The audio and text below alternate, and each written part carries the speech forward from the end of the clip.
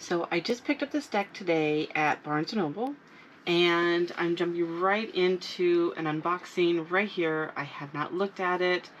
So it's by Sarah Christian Fu. I'm not sure if I said that name correctly, but a deck of vintage horror. So let's go ahead, flip it over. The bookshop, I have not heard about this deck at all. It was just there, and I was able to get it for only $5 because I had some customer coupons and such. And so I thought, sure, I'm here to pick up some tarot decks. I'll just treat myself to a second one. Okay, so right away, fun. Okay, Edgar Allan Poe Tarot, the deck, and then the cards. I like the artwork. It looks like good quality art, so let's see. And the ink looks really good. Let's see, let's pull that out. Okay, so the box is just a basic box, you know. Let's see. Yeah, the ink seems very vivid, very beautiful. I love the raven. Okay, so I just don't know what to expect. So I'm kind of nervous in a weird way. So not a lot of information about like who created the deck, other than let's see if there's anything in here about Sarah. Not really see anything, but it did come out in 2023, so this is a newer deck. Yeah, so a little information there. I don't know. Okay, so a little information about Mr. Poe. The camera is not focusing for some reason.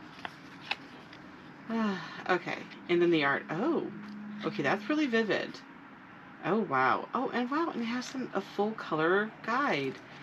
I hope that this is becoming something more common, that the guidebooks are in full color with the image of the cards. Okay, so this is actually looking better than I expected.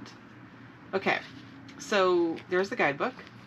Let's go ahead and get in the cards. So it has like an elastic band. I've never seen that before, and oh, it looks like the cards are already damaged. How did that happen? Okay, well, the cardstock is not great. It's really glossy, and you can see it's kind of slippery. Yeah, okay, so one side artwork on the back, which, you know, I don't like, but it is what it is. Nice spider thread, reminds me of Spider-Man. But yeah, it's high gloss. So the cards are going to be very slippery in our fingers. So I'm going to throw on some jazzy music. Maybe I could find something that inspires me with Edgar Allan Poe. Okay, The Fool.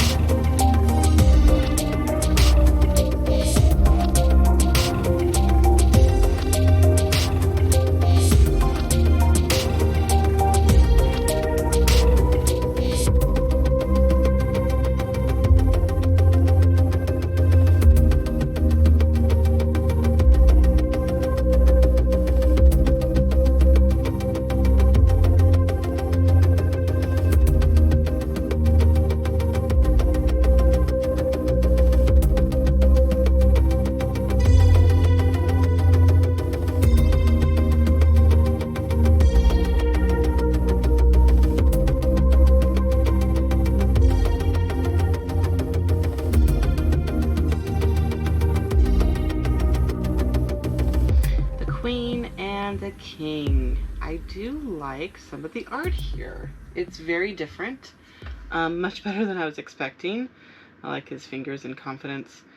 Yeah, so very Spider-Man feeling with the back. I'm sorry. I don't know why I look at it and I think of Spider-Man. The cards are slippery, as you can see. Let me get the rose quartz out of the way.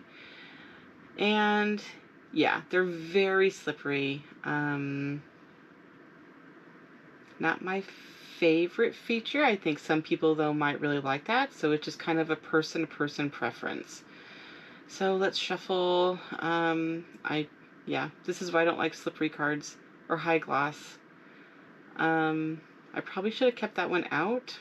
Maybe it was meant to be, but I put it back in. So let me just shuffle these.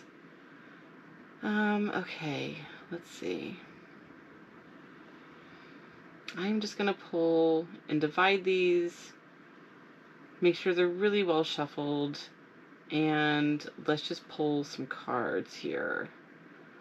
So 1, 2, and 3.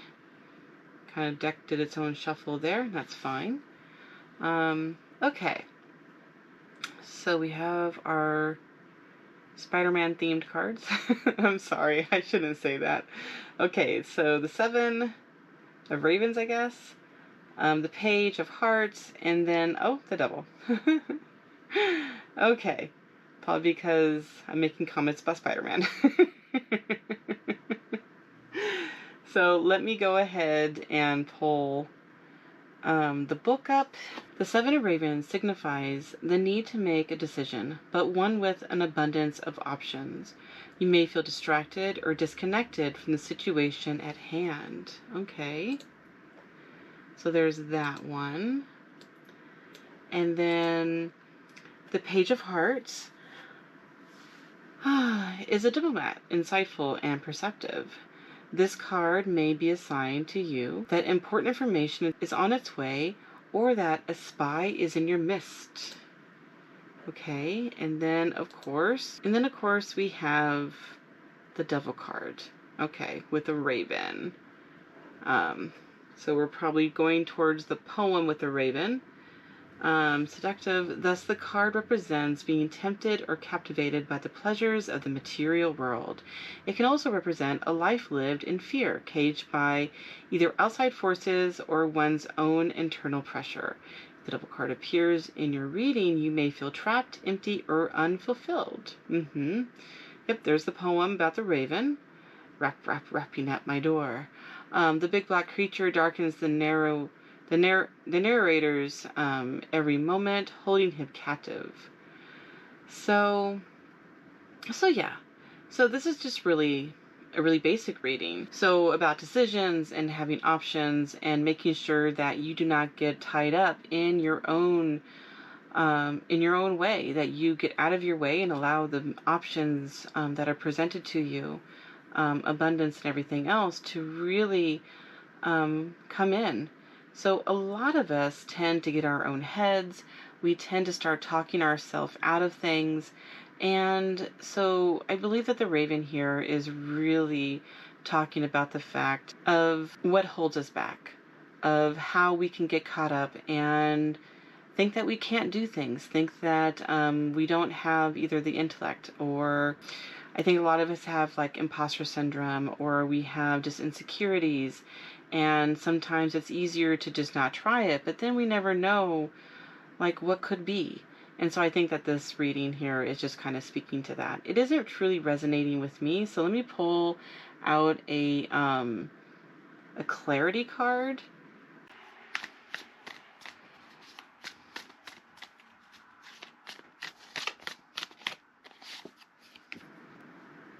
Okay, so we have the 4 of cages, rib cages, hearts, in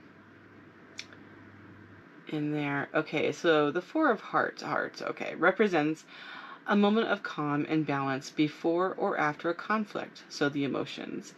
It is a moment of relaxation and peace, a moment when your heartbeat slows and you can catch your breath.